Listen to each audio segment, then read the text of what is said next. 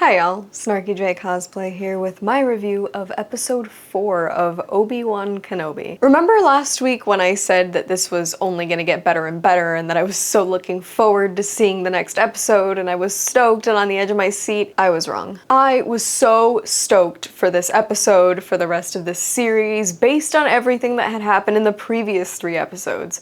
The tension they'd built, how the other episodes did have their flaws but were pretty solid throughout, in my opinion, and all the intrigue they'd built into a show where the stakes are relatively low. However, I can tell you that that went out the window with this episode. As for a rating, I have to give this episode a 4 out of 10. We're back to writing and action sequences that feel sort of cringy, they feel forced, and they definitely feel more Disney-fied Star Wars than the previous 3 episodes. I'm of the opinion that the 4 I'm giving it is actually generous. I would have given it less had it not been for the fact that the previous 3 episodes were actually fairly solid, and I'm still kind of holding out hope since we have 2 episodes left. But really, I just feel like this was a steep drop in quality and intrigue altogether, and it felt more along the lines of the Book of Boba Fett than anything we'd seen previously. Now, let's get into the spoilers of episode 4. We start off with Tala and the droid Ned B rescuing Obi-Wan and taking him to the Bacta tank, which I've seen enough Bacta tank sequences to last a lifetime after the Book of Boba Fett. I really don't need any more. However, the fact that they parallel Anakin and his Bacta tank to Obi-Wan really could have made for some awesome flashbacks to the Clone Wars.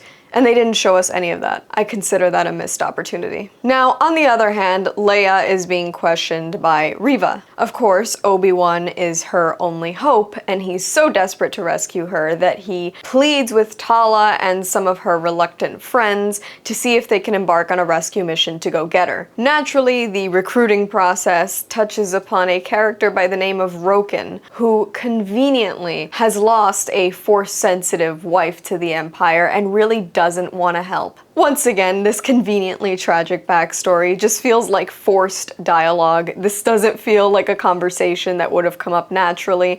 It honestly feels like fan fiction, and I was rolling my eyes the entire time. One thing that I do like, that I see a lot of people griping about, is Obi-Wan continuing to struggle with his use of the Force. I think that the Force is kind of like a muscle, and if you haven't worked out that muscle, if you haven't connected to the Force, more so, he's been pushing away the Force for 10 years. I think it's bound to get weak, so I think that this actually is a pretty cool thing for them to have written into his character. So, moving right along, while Leia is not breaking under Reva's admittedly really weak interrogation tactics, Tala and Obi-Wan Kenobi work their way in to rescue her. Somehow Tala's cover and clearance as an Imperial officer are intact, which is oddly convenient and never really explained. You'd think the Empire would keep better tabs on officers that are disappearing for days on end, but whatever. She Karens her way in, and Obi-Wan goes for a swim and somehow comes out super dry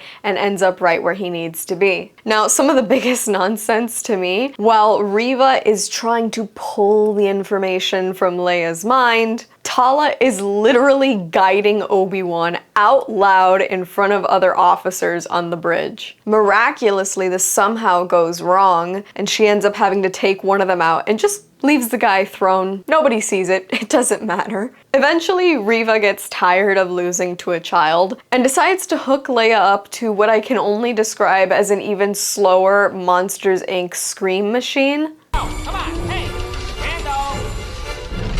Say hello to the scream extractor.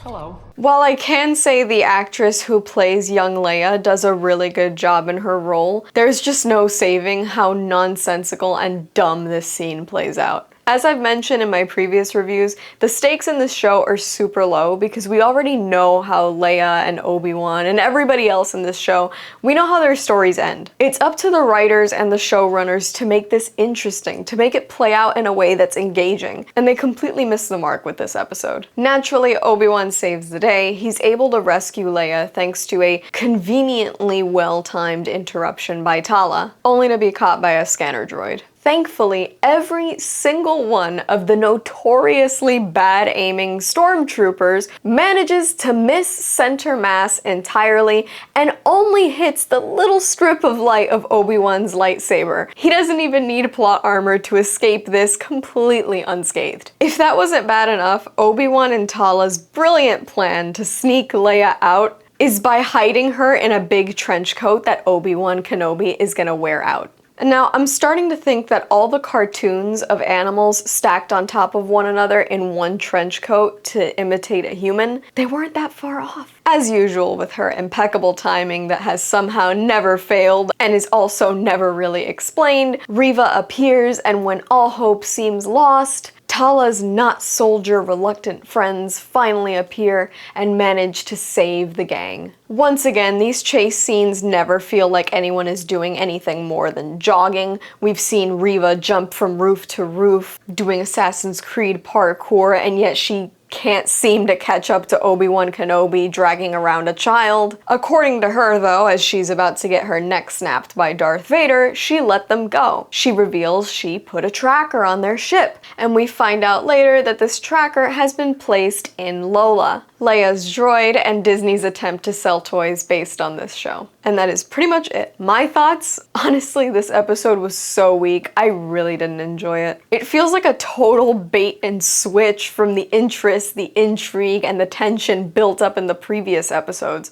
I was so invested as of last week, and as of this week, honestly, I couldn't care less. The previous episodes were exciting. They weren't without their flaws, but they were good. They made for solid, entertaining TV. This episode was awkwardly paced, poorly written, and kind of a mess. We've got 2 episodes left. Hopefully they can redeem it, but honestly, with the direction that they took the Book of Boba Fett in and the direction that this seems to be sharply headed in, I don't really have high hopes. I guess we'll see if Disney kicks it into high gear and actually ends this on a strong note. That's all from me. I've been Snarky J. Thank you so much for watching. Please don't forget to like and subscribe, and let me know your thoughts on episode 4 of Obi Wan Kenobi in the comments below.